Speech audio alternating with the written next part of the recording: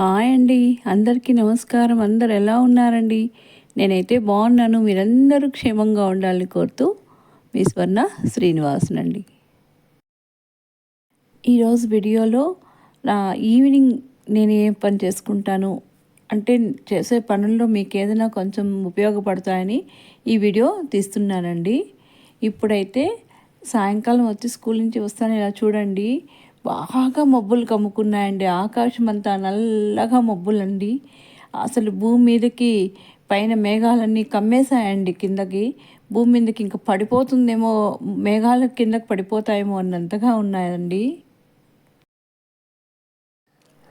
చివరికి వర్షం అయితే పడలేదండి. ఇదండి ఇప్పుడు వాతావరణము. నేను కొంతసేపు సాయంకాలం అలా వచ్చినప్పుడు ప్రకృతిని కూడా ఎంజాయ్ చేస్తూ కాఫీ తాగుతూ లేక చెట్లకు నీళ్ళు పోస్తూ ఇలా గడుపుతానండి.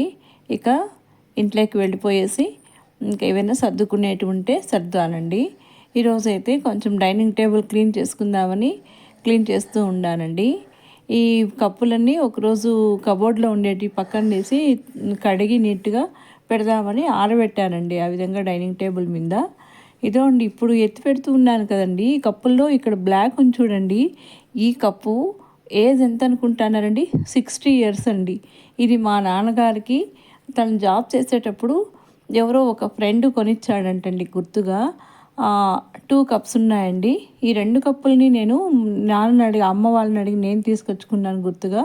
ఇది కూడా నాన్నకు గిఫ్ట్గా ఇచ్చిండేదే. దీని వయసు కూడా 40 ఇయర్స్ ఉంటుందండి. ఇవ్వండి నేను అలాంటి మెమరీస్ అండి కొన్ని గుర్తుగా పెట్టుకుంటాం. అట్లాగనే నేను అమ్మ వాళ్ళ నుంచి తెచ్చి అవి తీసుకొచ్చుకున్నానండి, ఇంట్లోనే పెట్టుకుంటామనేసి. చాలా ఇళ్ళల్లో గమనించండి, డైనింగ్ టేబుల్ అయితే ఉంటుంది కానీ వాడమండి. మేము కూడా అలాగే అసలు వాడేదే లేదు. అంటే ఎవరైనా గెస్ట్లు అలా వచ్చినప్పుడు వాడతాము. అందుకని దాన్ని ఇటు సైడు మధ్యలో ఉన్నిందండి దాన్ని. అందుకని నేను ఒక కార్నర్కి జరిపేసి అరేంజ్ చేసేసుకున్నానండి. ఎందుకంటే ఆ కార్నర్లో నేను వాస్తుపరంగా కూడా ఆలోచిస్తాను. ఆ కార్నర్లో బరువు ఉండాలి కాబట్టి డైనింగ్ టేబుల్ పెట్టేసి అరేంజ్ చేసి పెట్టేశానండి. ఇంకా దాని మీద అయితే ఎవరు కూర్చోము కదండి, అందుకనేసి ఆ కార్నర్లో పెట్టేశానండి. ఎప్పుడైనా మనం తినాలన్నా కూడా కింద కూర్చొని తింటాము. ప్రతి ఇంట్లోనూ డైనింగ్ టేబుల్ ఏమో ఉంటుందండి, కానీ చాలామంది వాడరు. నాలాగా ఎవరై ఇట్లా పక్కన పెట్టేసుకుంటారు ఎక్కువ వాడరో కామెంట్స్లో తెలియచేయండి. ప్రతిరోజు ఇంటికి వచ్చిన తర్వాత సాయంకాలము ఏదైనా ఉంటే ఇలా సర్దేస్తానండి. ఈ డైనింగ్ టేబుల్ అయితే చాలా రోజు సర్దాలనుకున్నాను. ఇది కొంచెం వస్తువులన్నీ దాని మీద పెట్టేస్తాము అదరా వదరా అనేసి సరే సర్దేశానండి. ఈ స్పూన్స్ పెట్టడానికి ఈ బౌల్ ఒకటి ఉండిందండి, చాలా రోజుల నుంచి పెట్టాలి దాంట్లోనే స్పూన్స్ అనుకున్నా, అది కూడా పెట్టేశానండి. ఇక ఈ మనీ ప్లాంట్ అండి, ఇది ఒక 1 ఇయర్ దాకా ఇట్లనే బాటిల్లో ఉంది. దానికి వాటర్ వేసి పెట్టడం అంతే అండి, కానీ చాలా ఫ్రెష్గా ఉంటుందండి మనీ ప్లాంట్. అందరూ ఇది ప్లాస్టిక్ అంటారు కానీ కాదు, రియల్ అని చెప్తాను.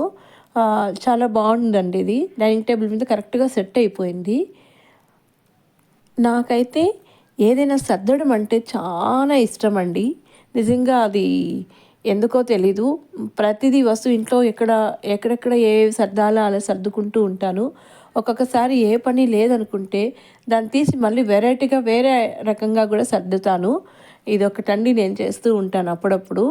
ఆ పని మంచిదో కాదో నాకు తెలీదు, కానీ నాకైతే ఒక మంచి హ్యాబిట్ అంటే ఇదేనండి, సర్దడం అది. ఇక నైట్కి చపాతీనేనండి. ఎవ్రీడే చపాతీ చేయను, రోజు మార్చి రోజు చపాతీ చేసుకుంటాము. ఒక్కొక్క రోజు అయితే చపాతీ మార్నింగ్ టిఫిన్ కూడా అదే పెట్టేసుకుంటానండి. నేనైతే చపాతీ చేసేటప్పుడండి ఇప్పుడు ఇలా రుద్దుతాం కదా, దీంట్లోకి మధ్యలో నేను ఆయిల్ వేసి కొంచెం మడిచి రుద్దుతానండి. మళ్ళీ పైన ఆయిల్ వేయను.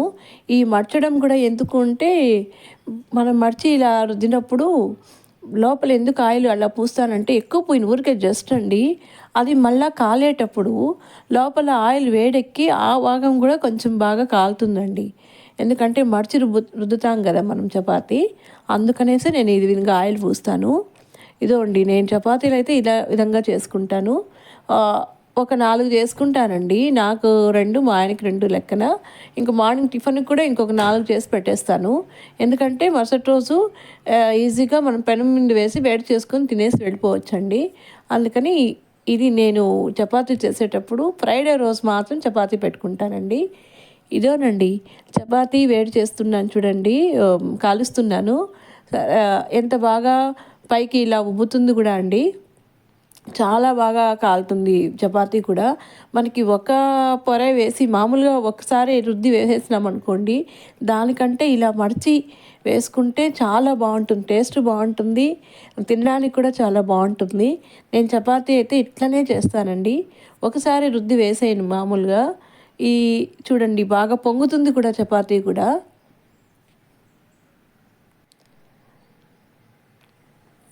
ఇంకా చపాతీలకి కర్రీస్ కూడా పప్పు ఉంటే పప్పు, లేకుంటే ఏదున్నా కూడా మనం తినేస్తామండి. చపాతీలకి ఇదే కావాలని అనుకోము. ఎందుకంటే ఎవ్రీడే నైట్ చేస్తాము కాబట్టి మనకి ఏదున్నా కూడా అడ్జస్ట్ చేసేసుకుంటాము. చపాతీ ఈ విధంగా ఎంతమంది చేస్తారో కామెంట్స్లో తప్పకుండా తెలియచేయండి. చూడండి పొంగుని కూడా ఎంత బాగా పొంగుతూ ఉందో చపాతీ. ఇక చపాతీలేకైతే టమాటా చట్నీ ఉందండి. మార్నింగ్ అదే మార్నింగ్ చేసిండేది నైట్ ఉంటుందండి. నేను అది కొంచెం ఎక్కువగానే చేసేస్తాను. ఇంక దాన్ని తినేస్తామండి. చపాతీని ఈ విధంగా అద్దడానికి కూడా ఒక క్లాత్ పెట్టుకుంటానండి, ఒక కర్చీఫ్ లాగా. దాంతోనే ఇలా అనేస్తాను. ఎందుకంటే ఏ ఏ భాగంలో అది కాలదో ఆ భాగాన్ని ఇలా తిప్పుతూ ఉంటాను. నేను చేసేది ఇట్లా నేను చపాతీ మళ్ళీ ఆయిల్ మాత్రం వేయను.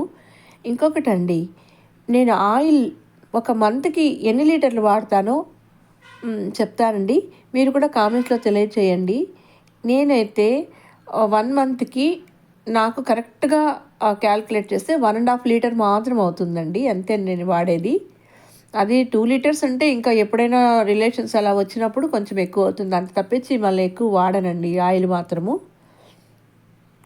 ఆయిల్ వాడటంలోనే మనము ఆరోగ్యాన్ని చాలా బాగా కాపాడుకోవచ్చు. ఇప్పుడు ఉండే ఆయిల్ మనమేమి అంత ఎక్కువగా వాడకూడదు కదండి. అందుకని నేను తక్కువే వాడతాను. ముందటి నుంచి అదే అలవాటు నాకు. ఇక చపాతీ పెట్టేసుకున్నామండి. ఇది టమాటా చట్నీ, టమాటా గొజ్జు అంటాం మేమైతే కన్నా దీన్ని. బాగుంటుందండి చపాతీలకి. వేడివేడి చపాతీలకి టమాటా గొజ్జు వేసుకొని తినేస్తామండి. రండి మీరు కూడా తిందురు. ఇదండి నా ఈవినింగ్ రొటీన్ వర్క్. దీంట్లో ఏదైనా కంటెంట్ మీకు నచ్చితే తప్పకుండా సబ్స్క్రైబ్ చేయండి, షేర్ చేయండి, కామెంట్స్ పెట్టండి. ఈ వీడియో మీకు నచ్చుతుందని అనుకుంటాను. ఎందుకంటే కొన్ని నా అలవాట్లు మీకు కూడా ఉంటాయని అనుకుంటాను. ఓకేనండి, ఉంటానండి. బాయ్ అండి.